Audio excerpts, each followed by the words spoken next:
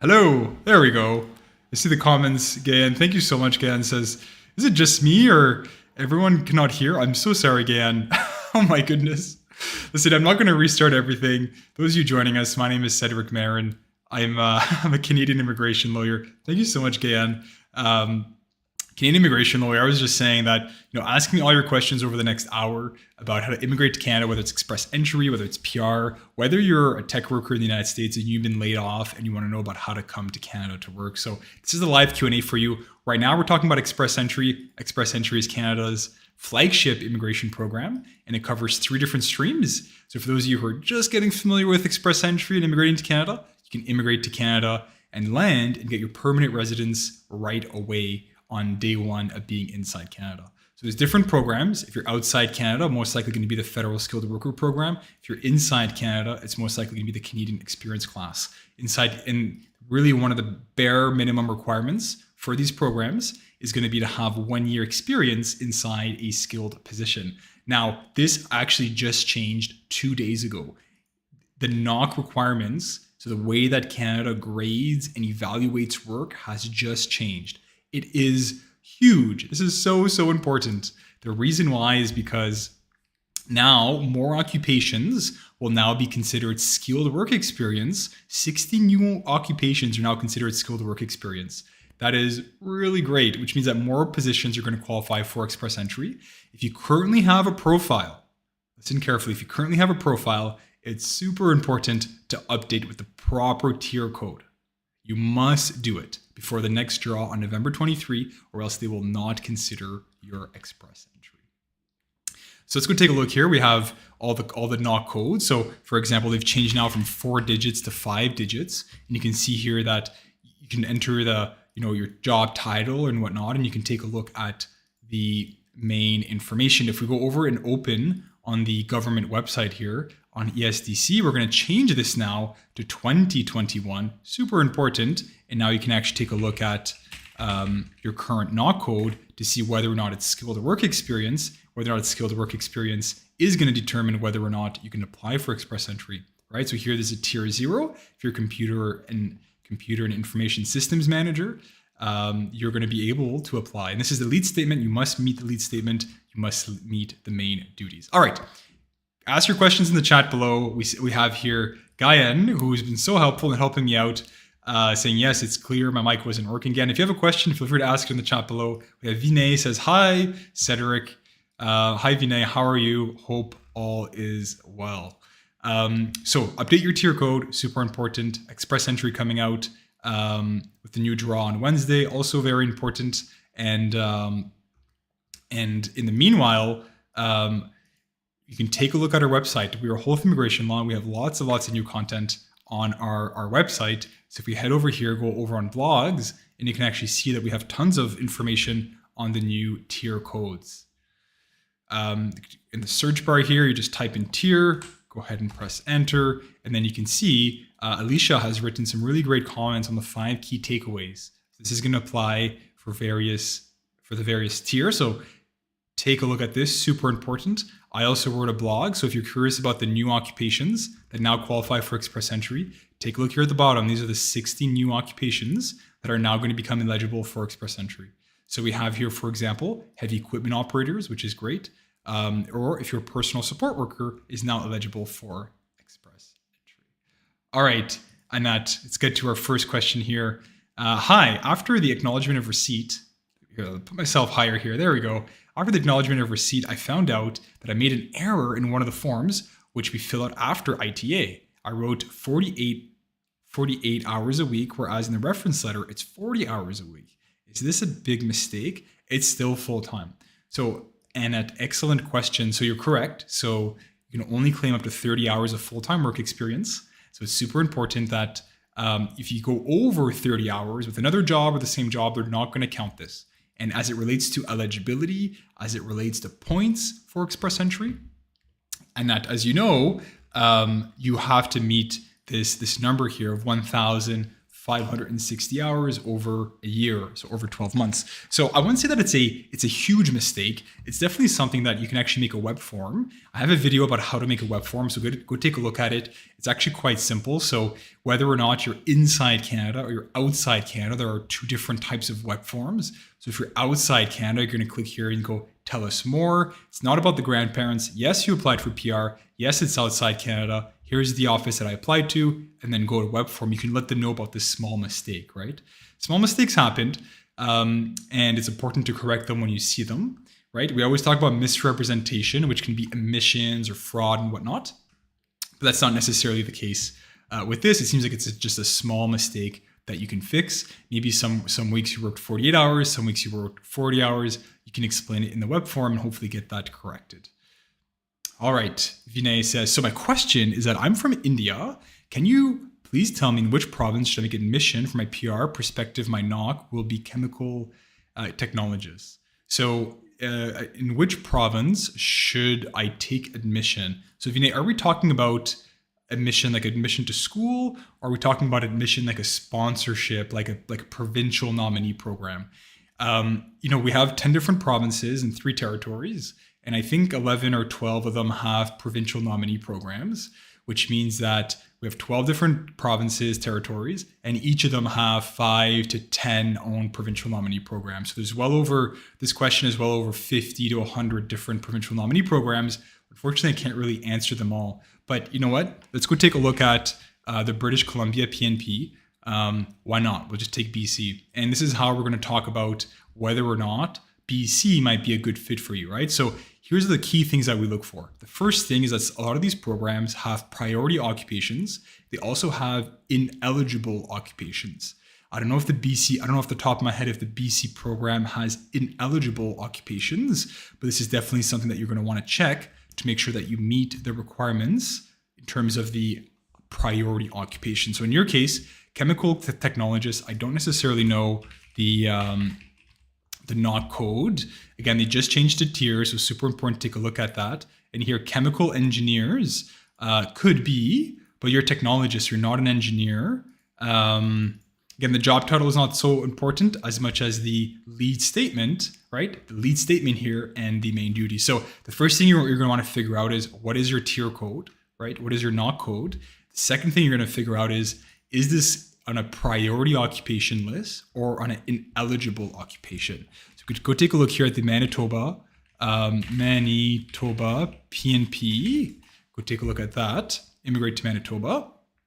And here Manitoba actually has their own list of ineligible occupations. So if you're ineligible, it most likely means that they will not give you a provincial nominee. Some of them are through express entry, some of them aren't. Again, really hard to tell you which program is best for you. It's also going to have to do, Vinay, with where your ties. Do you have ties to any of these provinces? Have you studied? Do you have family members? These are all going to be important questions. So listen, it's just a brief overview. You're going to look at whether or not you meet the self-assessments, right? A lot of them have these self-assessment criteria. You have to have a minimum number of points. You have to have some sort of connection. You need to have experience in your NOC, and it can't be in the ineligible list.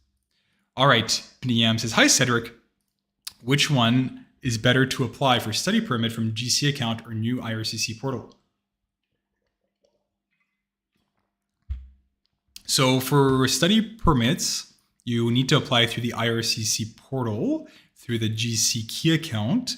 So I would just follow the instructions. I don't necessarily know about this there are new IRCC portals for PR, permanent residents. But right now, we're still submitting study permits through the GC key account. All right, Knight says, hi, Cedric. Hi, Unite. Nice to see you. I'm well. Thank you so much for asking. Just getting back to Anat here, says, I'm worried because I thought that both forms and reference letter have to be the same. Yeah, it's really important that they are. You obviously want to avoid inconsistencies, Anat. And you obviously want to make sure you provide consistent information, right, to not be found to have committed a misrepresentation, right? In this case, the maximum is 30 hours. It seems like you might have made a little typo somewhere. If you can correct it by web form, it's going to be really important to go forward with that. And again, like even if you correct a misrepresentation before it's processed or caught by IRCC, they could still find that it's a misrepresentation. But, and that on the scale of very serious to very minor, this appears to be a little bit more minor compared to serious inconsistencies, but corrected by web form. And again, we just give general legal information. We do not give legal advice on YouTube. I don't know your whole case. I don't know if there's any errors. All you're asking me is, a very simple question. So listen, I do my best to answer it. Vinay was actually asking about study permits, non-provincial nominees. Interesting. So I thought your question was about provincial nominees and permanent residents. For study permits, listen, it's really going to be determinative on the school that you want to go to. I think that you should be looking at this first and foremost about applying for a study permit about what school is going to give me the best career prospects and best meet my needs, right? You don't want to apply for a study permit with the purpose of, not studying, or just because you're, in 3 years, you're going to get you might apply for a work permit or PR and whatnot, right? You should really go in it with the idea that you're going to be studying and pick really the best college or university that applies to you. All right, Knight, let's get to your question here. It says, hi, received an ITA on the 28th of September with CRS score 505. The cutoff for the draw was 504. I lost 5 points in October due to birthday. So the current CRS score is 500. Should I decline the ITA or submit the file for APR? Well, listen, there's actually guidance for ITAs of birthdays between ITA and EAPR. So there is a policy for this that talks specifically about what happens if you get a birthday between this time. And I'm just trying to pull it up. To really help you the best. I pulled it up recently. We have a Facebook group as well where someone was asking a similar question. I don't know if it was also you on the Facebook group, but if you just give me a quick moment here, I can pull up the actual link, which I think would be most helpful to you instead of me just going off here. So sorry, just give me one moment here to find this link.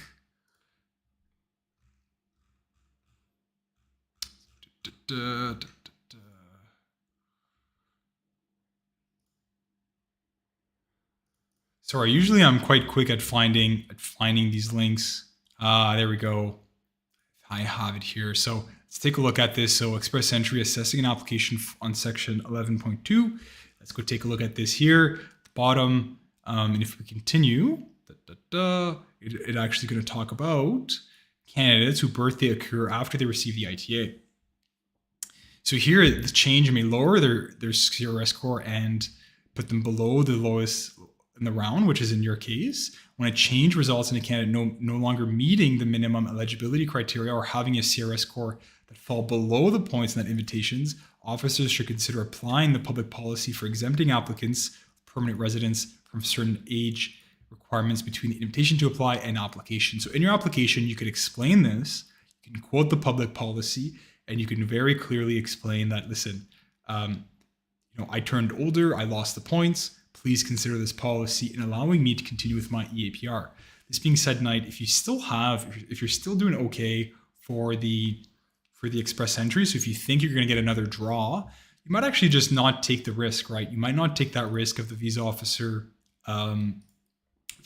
rejecting the application or having some discretion. You might just want to consider and say, you know what, I just want to put in one strong application I want to submit one strong application and I don't want to have any discretion and whatnot. So another strategy could be to decline the ITA and get another EAPR, right? So again, we'll just give general information. It's going to be up to you, Knight, to make those decisions.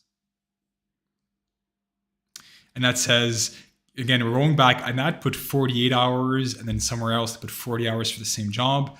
It's just a clerical errors. We're going to make it more confusing for the visa officer by wasting the rep form.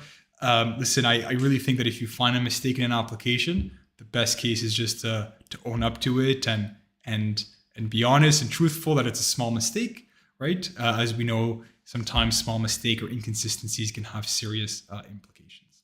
All right, it's Joseph has a question. Says, how long would the Canadian Embassy in Rome take to process a study permit? Well, excellent question. We can actually go check here on the processing times. So here, there's actually a processing times calculator, and we can go from outside Canada and 12 weeks. So you might have already done this, and I do apologize. For work permits, they actually allow you to select, well, you can't see it, but they allow you to select the actual country for this time, right?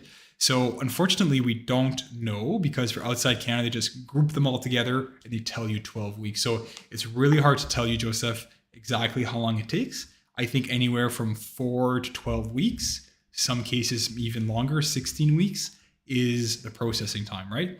If you're subscribed to our newsletter, you know that maybe a few weeks ago is really the last time to apply for a study permit, because the intake in January is coming up. The intake is coming up. So if you miss your intake, you should update your application for sure to avoid it being rejected, because your enrollment letter is no longer valid. If you guys do have questions and do want to meet with us, we're Health Immigration Law. Take a look at our website here. We have a lot of resources about studying, working, visit, family, business immigration, local help, immigrate. So all this information is on our website, and I encourage you strongly to take a look. If you want to speak with our lawyers, at the very top here, we are immigration lawyers. We aren't consultants. We all went to law school. We're all licensed to practice law. We have Alicia, Chanel, then we have myself. At the very bottom, we have Mark as well. So take a look at our website, and if it interests you in speaking with a lawyer, getting legal advice, you can learn more about our approach. So we work with our clients to review the documents, right? We review the documents together. You maintain control of your application, right? So you do the application in your account, you meet with us, you share your screen, and we talk about line by line, we review your application, we review your supporting documents, and we make sure that everything is properly prepared for your application. You can read some about the testimonials, you can read about our Google reviews, you can look at here for more information about how to apply and whatnot, but I encourage you, if you do want to get legal advice, to reach out to our website. All right, let's find here our next question. We do have Harpreet says, hello, applied for PR in December 21 with the SNIP, so the Saskatchewan Immigration Nominee Program, got acknowledgement of receipt in September 22. Asked to submit police clearance for spouse and myself again, submitted the October in the end. Nothing after that. You know how much more to wait for confirmation of permanent residence? So Harpreet, excellent question, and the times really do vary. For how long it's going to take a visa office, or in this case, the Saskatchewan Immigrant Nominee Program to process the application, right? So it could be anywhere. If they're asking you for new police clearances, they're usually, your profile is really close to processing, and they really want these new police certificates to process your application. So it's definitely something to consider. Said it's probably going to take anywhere from 30 to 90 days usually, but with COVID, they've been very slow and they have a lot of applications, right? You might have been reading about how they go up, how the processing times are really high. So it's hard to say, Harpreet. It depends on the visa office. It also depends on your situation. I'd say typically anywhere from 30 to 60 days. All right, tonight we're going back to you. It says, thank you for the detailed answer. We have quite a small group today because I changed the time. I pushed the time around a few times, and as such, I think some people were caught off guard. It's been maybe 2 weeks since I've done a live Q&A because I've just been completely swamped with client work. But let's take a look here. Knight says, well, but this allows us to really have these small groups, almost these small group discussions where we can have questions and follow-up questions and follow-up questions. All right, Knight says, thank you for the detailed answer. So in my case, is it the discretion of the visa officer, or is he bound to give me the exemption if everything else is the same in my ITA and the EAPR? You know what? I think the only question to look at whether or not they're bound is really to read this policy. When I was reading this briefly, what caught my attention is that it said that officers should consider. And this language is very important, right? This consideration can result in an exemption from the refusal of an application under Article 11.2. And if you're curious, you can actually head over to the law. You can actually go, when we talk about A11.2, we can actually go take a look at that, what that means. For those of you that are curious, Knight says, good for us today. I'm waiting since Tuesday. I love it. So you can actually go take a look here. Oh, no, sorry, I'm not sharing my screen, but you can go take a look here. What does A.11.2? Again, now we're getting more technical into the law and stuff, but sometimes it's just fun to take a look at what they actually mean, right? So this is what they're talking about when they talk about an application under 11.2. So an officer may not issue a visa or documents in respect to an application for PR, blah, blah, blah, if they don't meet the criteria set out in previous criteria set out, the qualifications or the criteria for membership established, given to the instructions, or blah, blah, blah, an invitation basis that they're eligible member of that family class. What this is telling us is that they can only give you the visa if you meet these requirements. And one of the requirements is meeting the minimum eligibility requirements. So here, let's go take a look here at this policy in detail. But what caught my attention by reading this just quickly was the could, should, right? It's not must, right? It's not the officer will. It's the could, should, and must. Let's take a look here. So background.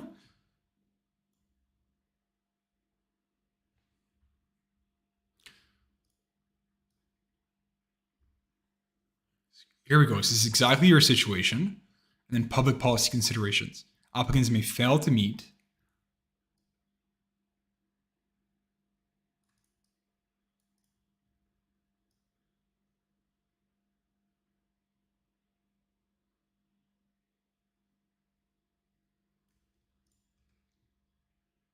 So delegated officers may grant an exemption from the criteria and obligations found in the provisions listed below to foreign nationals who meet the following eligibility criteria and conditions.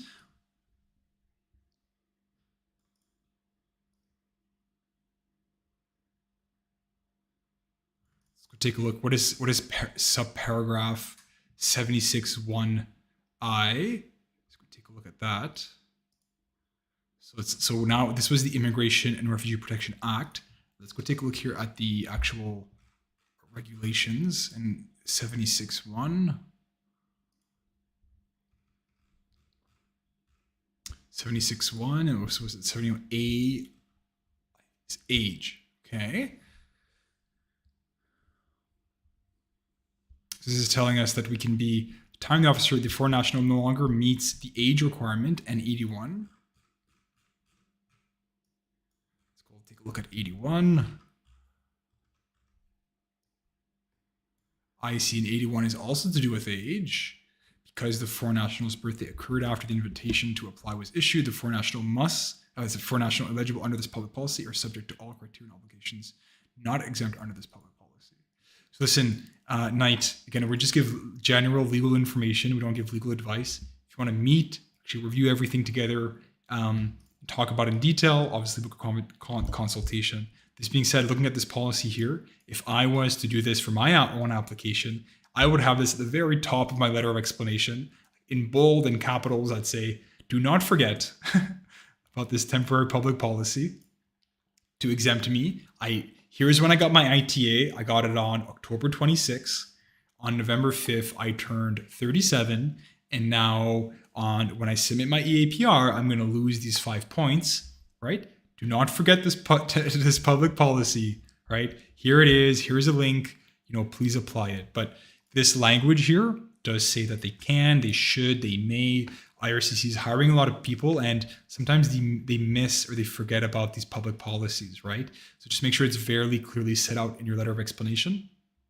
This being said, as I talked about before, for whatever reason, if you want to decline the ITA and then not have to deal with this at all because the CRS score is now lower, that could be another option. It's up to you to make the decisions to your risk.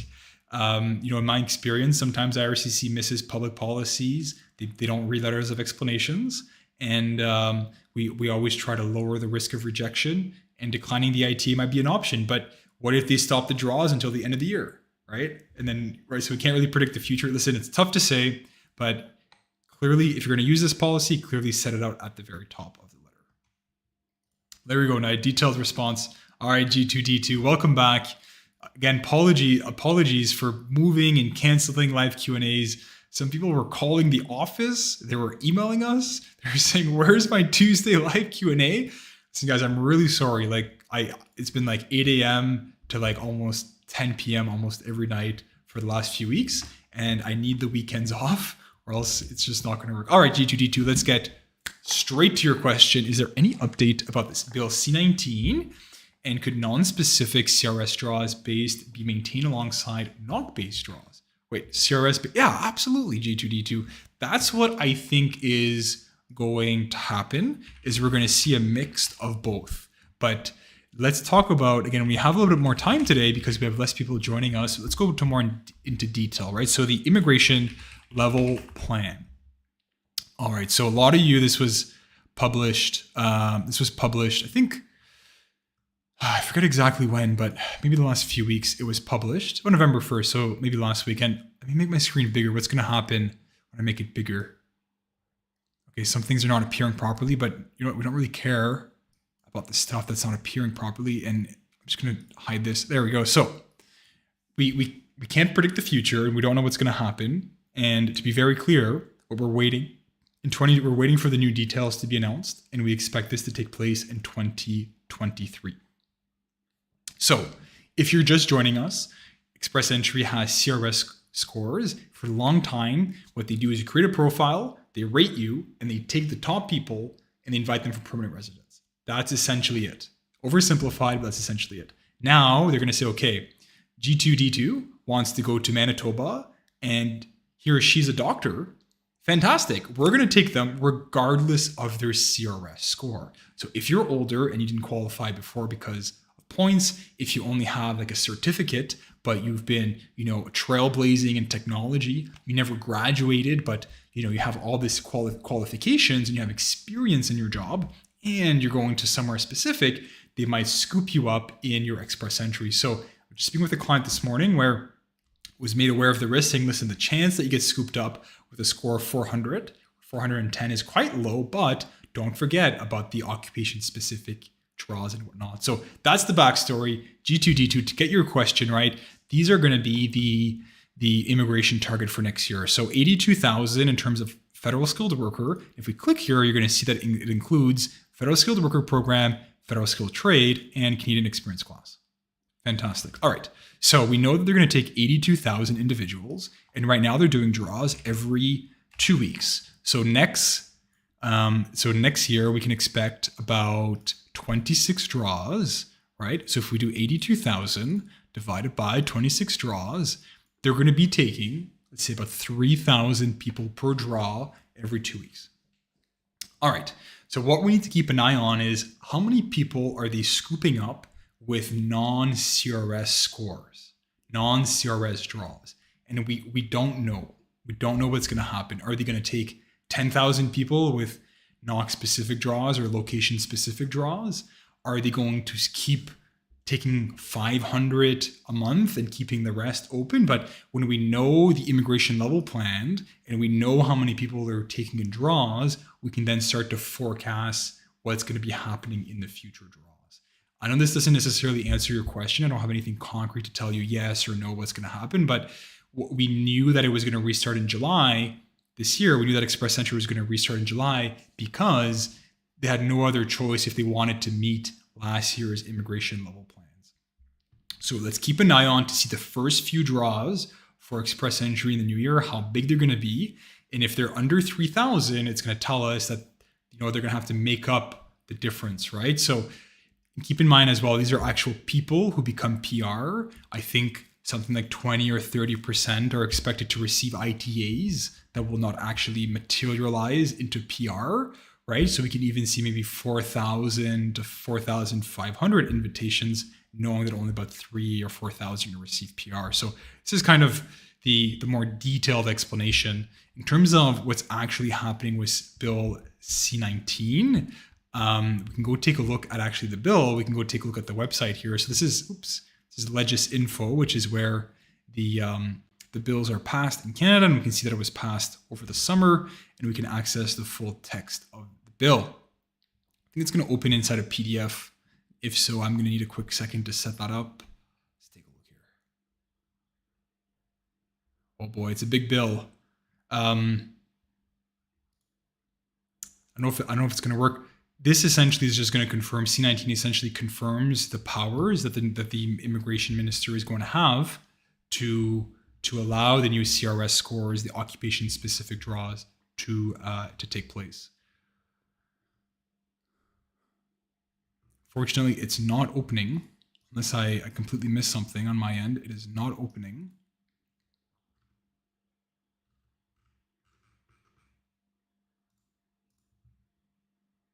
A new tab. Is this going to work?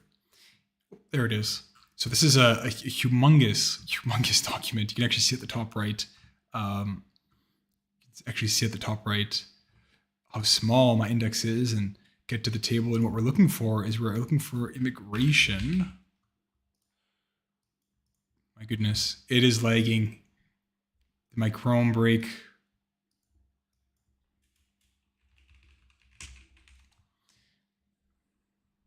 There we go. So we can actually see here, it's like fine print. It's tiny on my screen as well, but it's going to authorize the Minister of Citizenship and Immigration to give instructions regarding categories of foreign nationals for determining whom an invitation to make an application for permanent resident is to be issued, as well as instructions setting out the economic goal the minister seeks to support in establishing the category.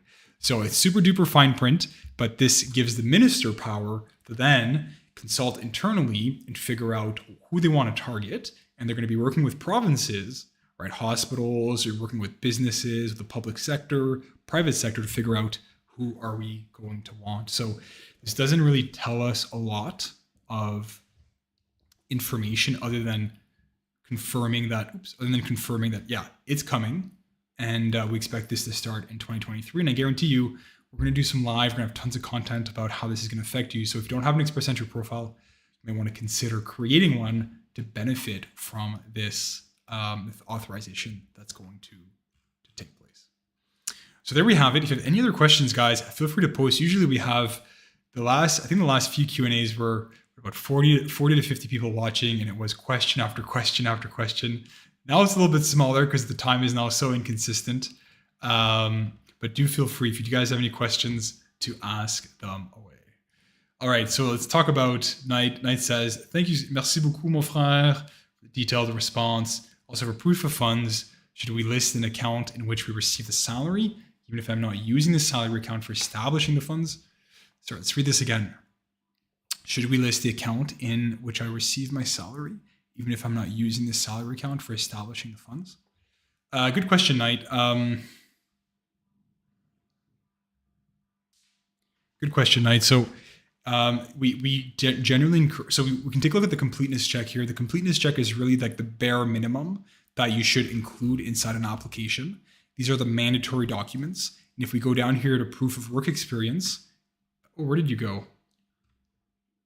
If we go down here to proof of work experience, you're going to see here what they require. So read this super, super carefully. Like I deal with a lot of litigation with rejected applications, people who do their own applications. They come to me after to go to federal court, they come to me after to reapply. And this is like 50% of the people with rejected express entry applications. In my experience, this is obviously not official statistics, but very high number of people, they get rejected because of the letter. So take a look at this, super important. It talks here about if it's in Canada, have tax documents, right? And you can go above and beyond this. You can provide pay stubs, contracts, job offers, explanations about your duties, right? And it talks about if you're self-employed, what they expect you to do.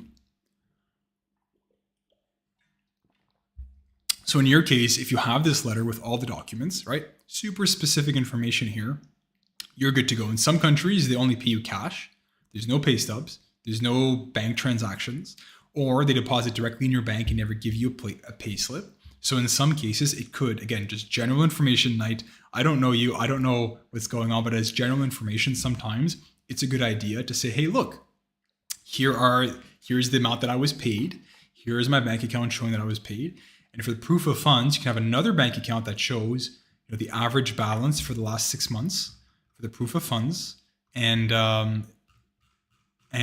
showing that you meet the minimum cutoff for the proof of funds. And keep in mind that it varies per family. So if you do have a family that goes a little bit bigger, you're going to be expected to provide more proof of funds. All right, Knight says, I've already added the account statement for salary account and proof of work experience. Fantastic. Yeah, I mean, listen, it's good, but you really got to get that letter from the employer. It's super specific, right? HR or supervisor. It has to have the job titles. It has to have how much you were paid. It's got to be super, super specific. All right.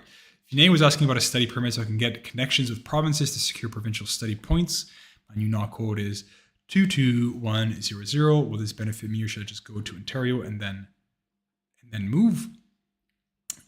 So a lot of the provinces, so Alberta has a program for individuals after their studies, if they have 6 months of work experience, that they can qualify for a provincial nomination. Ontario has one as well. We can take a look at Ontario, but the Ontario nomination is really just to do with the Ontario nomination is just really to do with masters and graduate levels, right? If you have a job offer, if you're working, that's great, but the Ontario stream is just masters and PhD stream. So Ontario is Canada's biggest province, right? We have Toronto, a huge city. So you might be wanting to look at, like I said, the Alberta has one, Manitoba, Saskatchewan has one as well. Let's go take a look at the Saskatchewan Immigrant Nominee Program. But again, Vinay, I think I really stand by my advice to just not pick a study program based on immigration in 3 years. Programs change. You're going to spend 3 years and tens of thousands of dollars on your education, right? So if I was you, I'd want to make sure that I'm getting good education first, something that can help my career. And then number two, even if it means waiting an extra year for your PR with your postgrad work permit, to doing a program that truly interests you. Live somewhere that's going to make you happy. You're gonna be 3 or 4 years in somewhere that you might not be happy because you're trying to save a year for a PR. And like you can't lose sight that immigration to Canada is obviously great. A lot of people want it. A lot of people are going, would move to Canada. They've worked really hard to make this happen. But at the end of the day, you also need to be happy and make sure that, it makes sense for you to do what you're doing, right? So we can never lose sight of that. But let's go take a look here. So we have international workers. We have workers with work experience, right? And then we have farm owners and operators. I don't think that's going to be you, but let's go take a look at the work experience. So if you graduate, get your postgraduate work permit, you can start acquiring work experience. And then if you're a student that graduated in, this one's actually really broad. It's in Canada. Some of them you actually have to be inside the province, right? And then you can look more at the eligibility about, okay, so graduated, there we go, from in an institution in Saskatchewan. I called it. So there we go. So this one here, and then you've worked for at least 6 months. This one's quite similar to Alberta as well, the postgraduate work permits for studying and getting work permits in Alberta. So take a look at that as well. But like, I think Vinay, like, what program interests you the most? Where do you want to live? And then let everything else fall, because this could change. You know, you could commit to going to Saskatoon for 6 months, for 3 years, and then this program just gets changed, and you've picked this program, you picked the province for the next 2 years, and the program changed. So, listen, we'll just leave it at that. And that says my AOR in 22 October, medical pass November 4th, biometrics November 8th. Is this a good sign? Is it moving fast in your opinion? I know many people getting PPR in just 2 to 2.5 months. Yeah, this is pretty fast, and that you're so fast that you are beating. You're doing, like, let's take a look here. So you're asking me if this is fast, and if we take a look at the official calculator, they're saying it's going to take you 27 months, right? Like, so yes, it's really fast. Even before COVID, they were doing PR applications in about 6 months. So you're really on the good path to get your PR application approved. I think it's really looking promising for you. There we go. I'll put myself up a little bit higher. There we go. The questions here at the bottom. Yeah, it's looking quite good for you. Listen, I'd be quite happy. We have people waiting much longer than that. So congrats. I think it's moving pretty quick. All right. G2D2 says, thanks for your answer. In fact, I am a doctor. Oh, wow. And the Canadian Medical Council could take several months to provide the ECA. That's why I'm worried about Bill C-19. It's at over 500 CRS score. Yeah, G2D2, I've dealt with doctors as well, in the Canadian Medical Council, or even the provincial medical certifications and whatnot can be really complicated. It's not easy to get it's not easy. And they just changed how it works for doctors. We have a blog post on my website. I wrote it about the PR for doctors. So the fee-for-service model used to be considered self-employed. Now there's an exemption. It's considered employed, which means that you're going to get your PR. You can count again, we can get into more specifics, but they've made it a little bit easier for doctors to receive work experience points for express entry. But yeah, you have to go through the Canadian Medical Council. You need to get that accreditation. It can take months. It can take years. I know doctors who are leading in their field. They teach. They're in all these provinces, all these different, not provinces, but countries, leading class. And then, they have to prove, the most basic stuff. So it's definitely not easy. And I really hope that they can improve the process for doctors. All right. It says, hello, Cedric. Do you think the Atlantic program is more flexible in terms of requirements once you receive the job offer? However, the processing time is slow, isn't it? I believe I would need a lawyer. So the Atlantic immigration program is employer driven, right? So it starts with getting the employer getting a designation, then actually nominating you for the Atlantic immigration program as a permanent resident. While your permanent resident application is pending, then there's an optional open work permit that you can get. So, a lot of things, but what I'm trying to tell you is that the employer is going to be the one giving you the nomination, giving you the job offer, helping you out with this application. If you're inside Canada, you can get a work permit. If you're outside Canada, I don't think you can. I think the work permit is only for people inside Canada. I could be wrong though.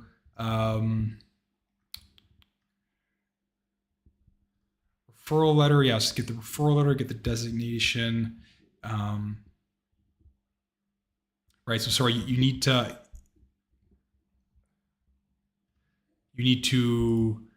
apply from outside Canada. Yes, you can apply for the work permit if you're outside Canada, or if you're from inside Canada to apply for the work permit. But listen, it's the processing time is the same as all the other work permits. They're currently posted online. It's taking about 6 months to get a work permit. For the inside Canada, it's about 6 months. For the outside Canada, it really depends. The first question I'd ask you is, are you TRV exempt? Right? It might make it might make it so that you don't have to wait as long for the work permit. Again, it's really hard to get into the details, your specific details, the endorsement, the letter, the work permits. But yeah, work permits in Canada are taking quite a bit of time right now, about 6 months. So it's not the quickest. You don't need a lawyer, right? We do help making sure that everything is properly prepared. We do our best to help minimize the risk of rejection, right? We don't guarantee it's going to be approved. There's no faster processing times with a lawyer. What we do is we really help you prepare good applications for it not to get returned, for it not to get returned or rejected for small problems. And this is who we are with Whole Immigration Law. Take a look at our website, learn more about us and our team. You can find me, you can find Mark, Alicia, Chanel, and you can find me here. Learn more about what I did previously, what I currently do at Whole Immigration Law. I do judicial reviews, mandamus, reconsideration. So I focus a lot on federal court litigation, rejected applications, and I also do individual immigration. So individual immigration, we're talking about work permits, express entry, study permits. This is what I focus on. I'm currently dealing with many cases at the federal court where we're arguing that IRCC made mistakes, getting settlements, overturning decisions. Again, we don't guarantee any results, but I do try work hard to make it happen. All right. We have another question here. Questions are coming in. For a moment, we had Annette Knight and G2D2 only in this live because I changed the time a bit. I apologize, guys. And I know I've changed the time, but let's get to it. Petro says, my CRS score is in low 400s. Trying to decide to use an immigration lawyer to an express entry application. They help with job search. A question or study permit. Any advice? Have a master's degree. So we cannot act as recruiters, right? We do not help you find work inside Canada. We're not human resources. We're not a recruitment agency, and we don't do that, right? If you're paying for an LMIA, it's completely illegal.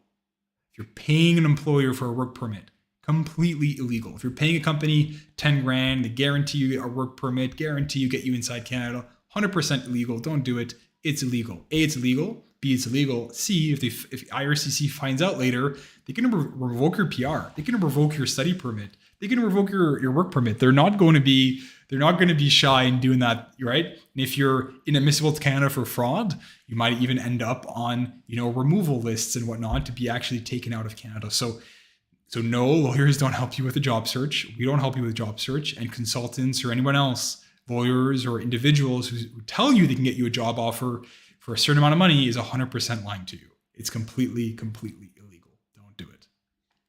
I know this wasn't your question, but a little warning to everyone. I had someone today tell me they were approached by someone to pay $40,000 US for a work permit.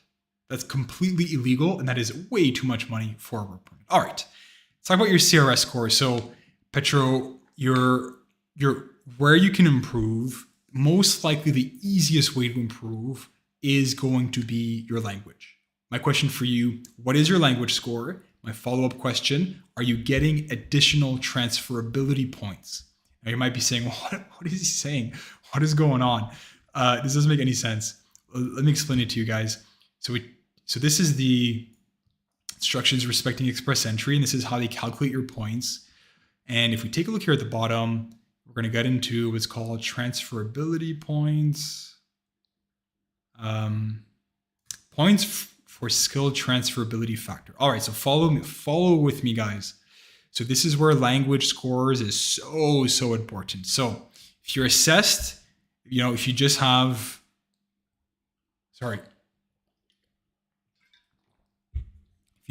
regardless of your score, you get 0 points.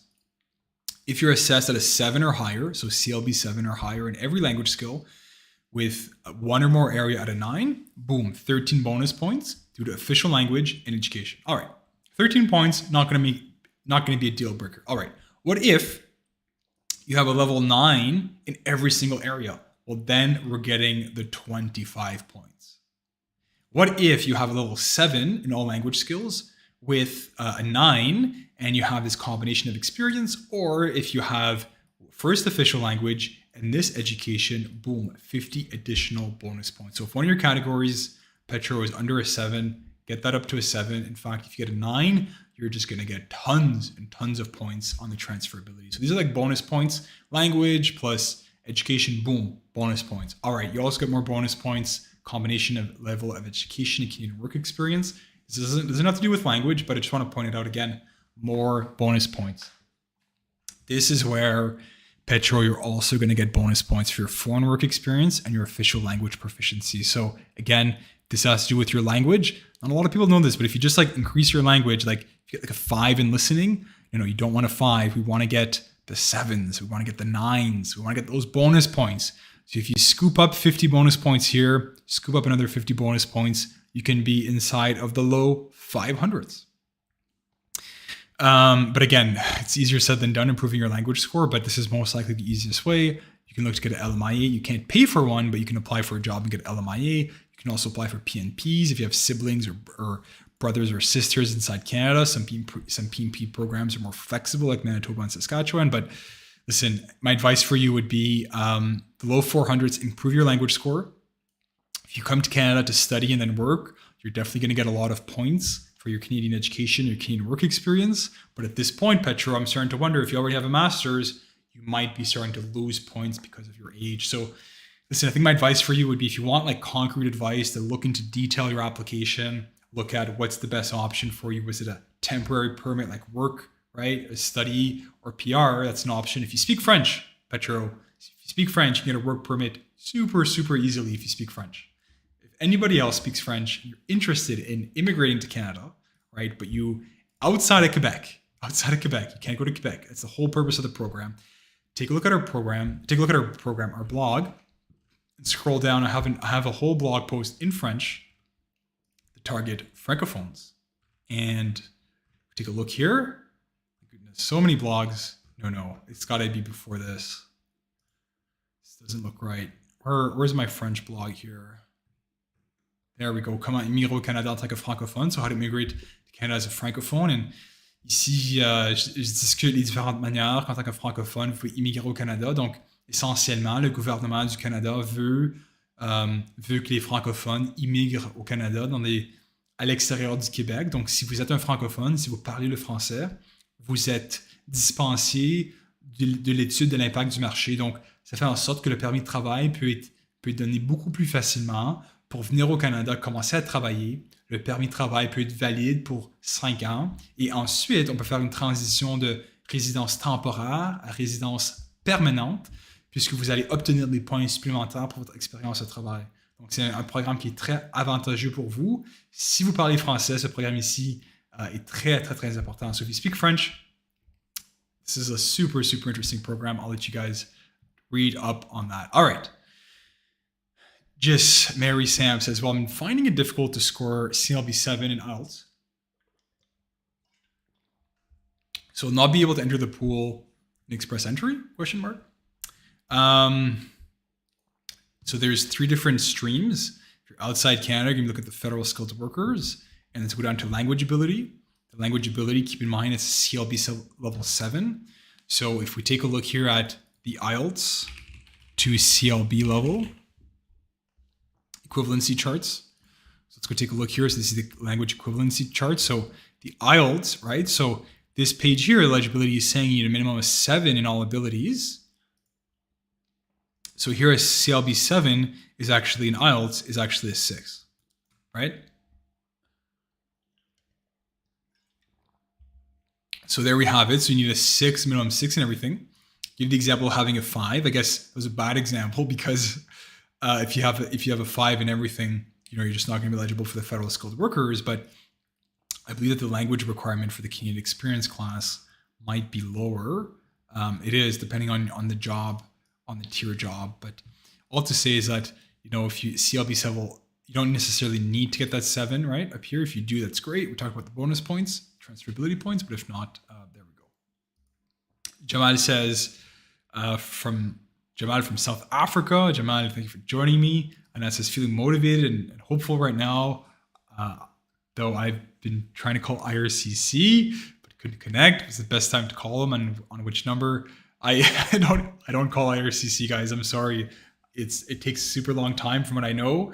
They don't answer it, and even the advice they give you could be wrong, right? Like they're not the ones making the call center is not the one making the decisions. And I think there was some research done about the advice that people get for immigration at the call center and whatnot. But there's not much you can do, and that it's pretty like you're still within like 2-3 months. I know you can't wait, but just wait patiently for your PR. All right, Jamal from South Africa. QQ says applying to private sponsor for refugee from South Africa, 2019 approval, 2020 medical, 2021 biometric, 2022 then IRCC said my refugee status married, but IMM 005 said single, which Home Office made a mistake. So do we have a follow-up question to that? We do. It says on my side, it's a fact that I'm single. The mistake was made by South Africa Home Affairs and IRCC all proofs. Do you think I'll be rejected? Jamal, we just give legal information. I don't know a lot about your case. It's hard to tell you what's gonna happen. What I would do is have you raise this issue to IRCC by web form. Have you told them that it's an issue, that it needs to be fixed? And if so, if you haven't, that's the first thing that I would do, and try to have documents, right? Like you're telling me Home Office is a mistake. Do you have an email? Do you have a letter? Do you have information that proves that they actually made a mistake with the Home Office, right? Do the web form, right? There's a YouTube video that I have about how to make a web form. It's also quite easy. We did it earlier in the video today. You head over to the web form. There we go. And then here at the bottom, you're going to select tell us more. No, yes, yes, right? So no, you're not sponsoring parents. Yes, you need an application. Technically, the private sponsor refugee is a PR. And then yes, it's being processed outside. And then you can contact the Pretoria office. Pretoria. There we go. And then you can, write your web form and say, listen, this is an issue to my application, right? All right. Petro, getting back to it, clarification, job search just means information about jobs, bank, or available jobs in your field you can apply, not that they do recruitment. Yeah, listen, Petro, I know that's not what you meant. I know I talked about a lot of like paying and recruitment and whatnot. We don't do any of that. I mean, the job bank, great. Job websites, great. You can take a look online, but we really, as immigration lawyers, we're not recruiters, and like we really steer away from all that stuff in terms of to avoid any perception that we are recruiters, or to avoid any perception that we're going to help you find a job, because we don't do it, and to be honest, we're not interested in doing it. We give legal advice. But yes, I know Petra, I know that's what now you're asking, and I digressed a bit. I talked about other stuff, but yeah, I know we really don't give really any of that advice. We could talk about finding a job in Ontario versus BC, one of some of the advantages and disadvantages, and settling in, but we really don't help with finding jobs, and nor do we help with LMIAs. We help businesses recruit by doing the labor market impact assessments for businesses, but we don't advertise our clients, nor do we advertise the LMIAs of our clients. That's completely separate from our individual immigration that we do to help you and others immigrate to Canada. All right, caller Masangi. Hi, Cedric. Applied for visitor visa late August. Booked my hotel February 2023. My application is going to be approved by then because processing time shows 252 days.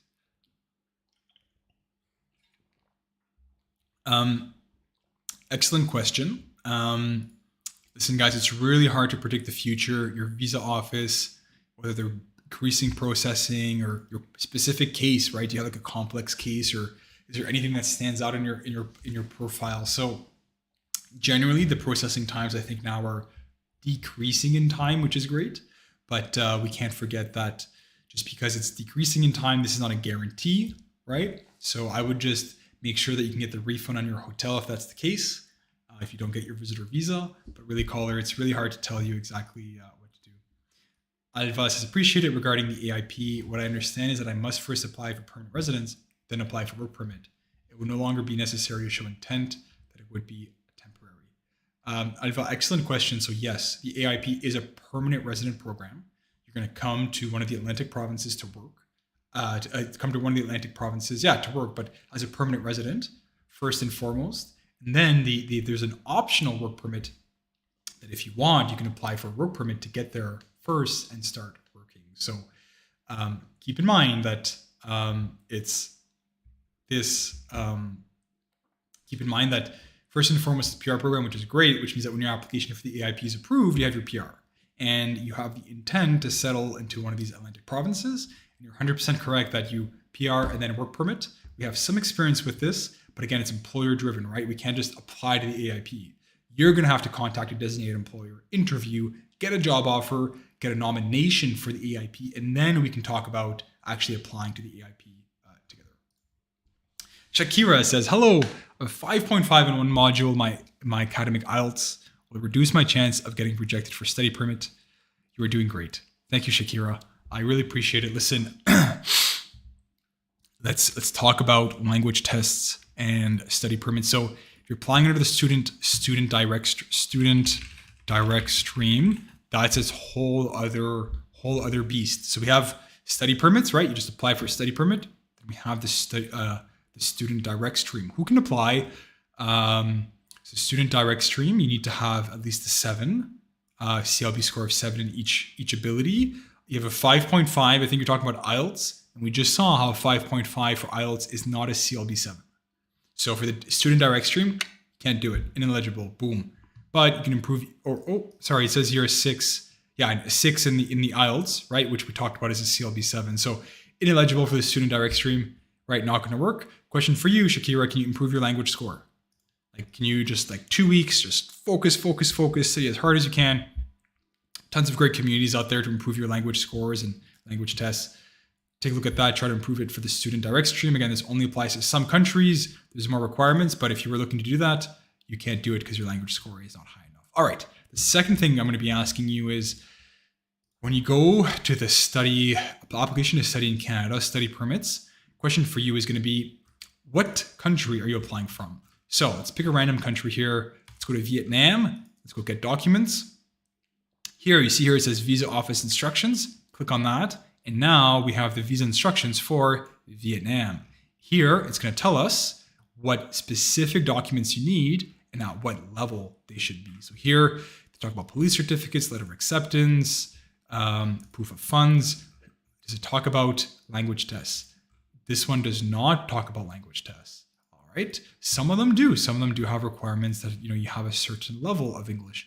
I don't think Australia is going to have it. I just picked this randomly again. Let's see what you need for Australia. So Australia, they want these. So this is additional to the general document checklist, right? They want this, they want that, study plan, police certificates, additional documents is for minors.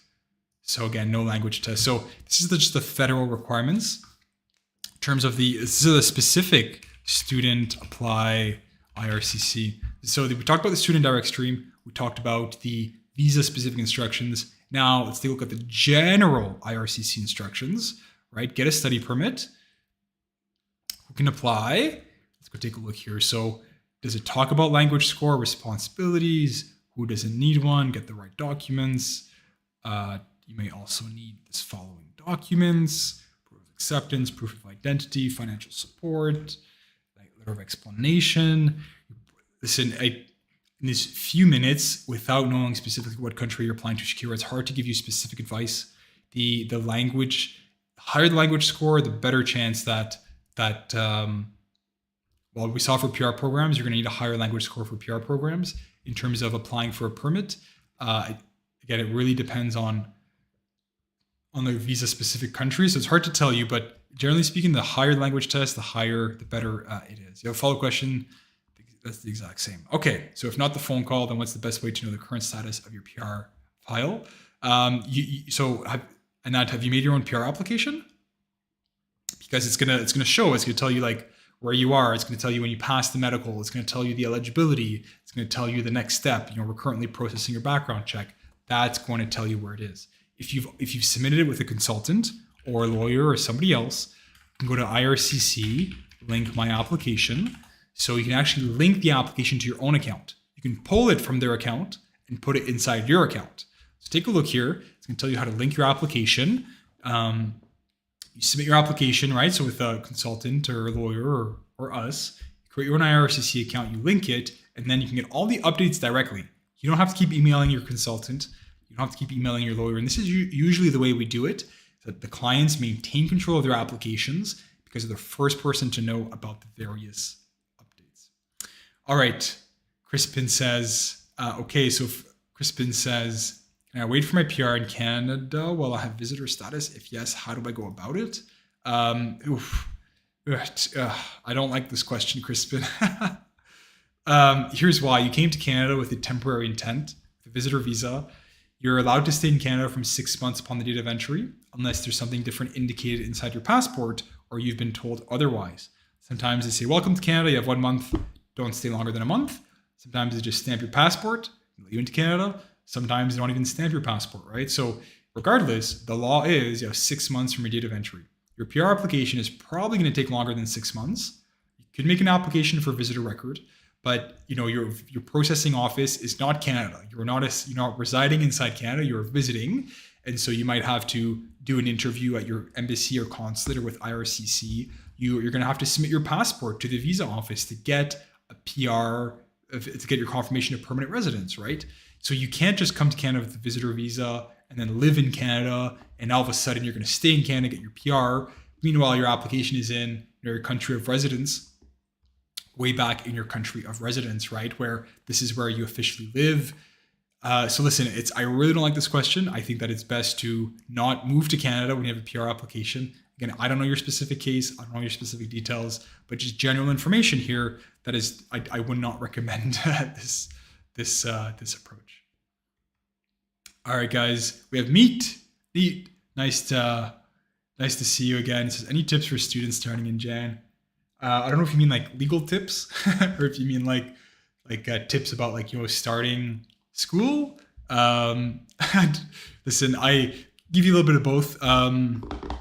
Make sure you respect your study permit conditions. At the bottom of your study permit, it's going to tell you how many hours you can work, if you're allowed to work on campus, off campus. Don't accept money under the table to work 30 hours a week. Don't work outside campus, here and there, and hopefully don't get caught.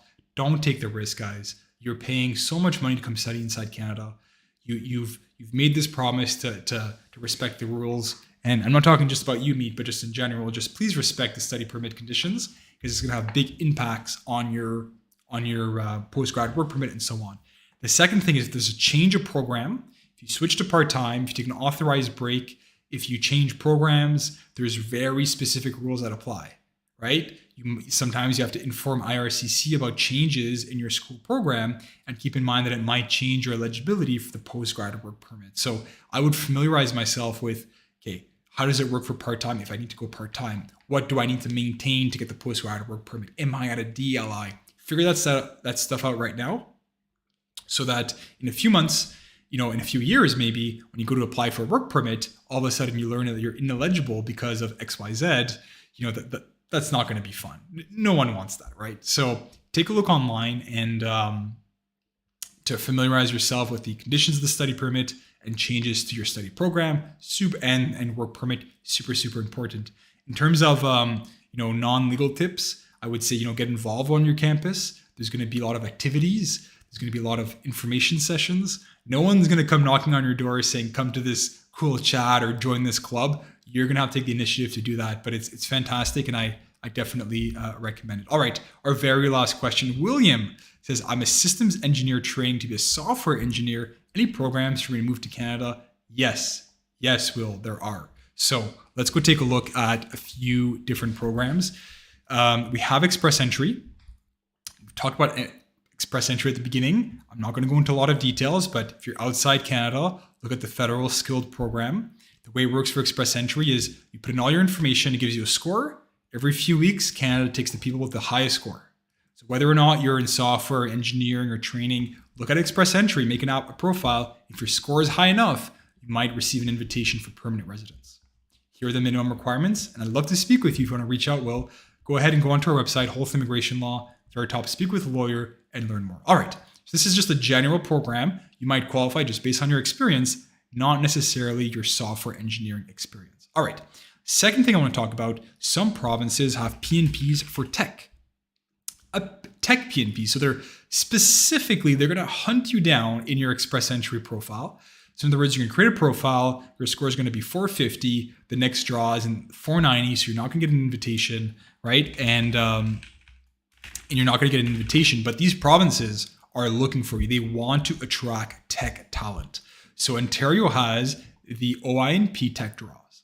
If you work in tech, so if you're NOC, right, you're NOC code, if you work in one of these positions, like you're telling me software training, software engineer, designer, if you work in one of these positions, Ontario wants you. They want you to improve their economic, prospects. They want you to join their economy. They want you to pay taxes, right? They want you to contribute as a Canadian. So they're going to hunt you down.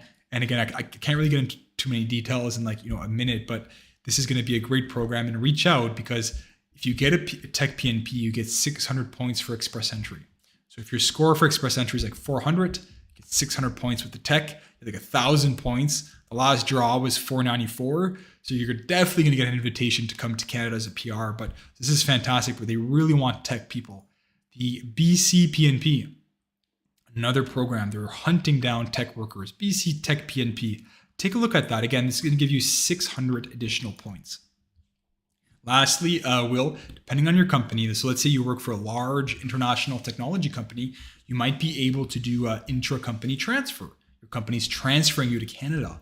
In that case, you can get a work permit quite quickly to come to Canada, and then on a company transfer, and then you get Canadian work experience, and then you apply through express entry. So a lot of programs for tech, they're not really revolved around tech, but tech is a high skilled position, and some of them are tech specific, like we just saw BC Tech. There's also Alberta Tech PNP that I didn't go over. We have the Ontario Tech draws, but being a high skilled position, you might also just qualify just based on the sole fact that you work in a high skilled position, you're educated, and you have a high score. All right, Anad, please answer my last one. I'll submit my PNP profile, had a letter of explanation for my spouse for past visa refusals for Bahrain. I wrote the data refusal and added that I wasn't provided any visa refusal letter, so it's all right. So there's a question right at the very end of your EAPR, statutory question that asks you about if you ever applied, if you've ever been refused a visa or whatnot. So if you answered yes to the question and provided this information, this is what you need to do. You need to disclose it, right? You can add more details. The more details, the better. They might also request additional details. You don't necessarily need to provide supporting documents, but they may ask for it. So again, Annette, like you're asking lots of questions. I don't have your whole profile in front of me. I don't know specifically what you answered. I don't know if there's more than one refusal, but so generally speaking, if you've been refused a visa or a PR or whatnot, super important to disclose it. And it seems like you've had that, and I hope that it works out. I'm not the one making the decision. William says, thank you very much, Mr. Marin. And that says, yes, I entered an attached letter of explanation. Fantastic. You're asking, you answered yes. Okay, fantastic. Right. Like I said, you don't have to provide supporting documents for this. But didn't provide any visa refusal letter. If it's disclosed, letter of explanation, it should be good. But as I mentioned, if you want me to actually review your documents in a specific case, best to book a consult. Well, there we go, guys. I'm speaking quickly, but I've been trying to push through as many questions as possible. I still need to figure out how and what time to do the live Q&As. 8:30 a.m. Tuesdays and Thursdays works well, but then I end up canceling them because I'm so busy with client work. So let me reflect back, but keep checking to see the scheduled live Q&As and subscribe if you're interested for the next live Q&As, guys. Thank you so much. My name is Cedric Marin, Canadian immigration lawyer, 5 years of experience in refugee and immigration law.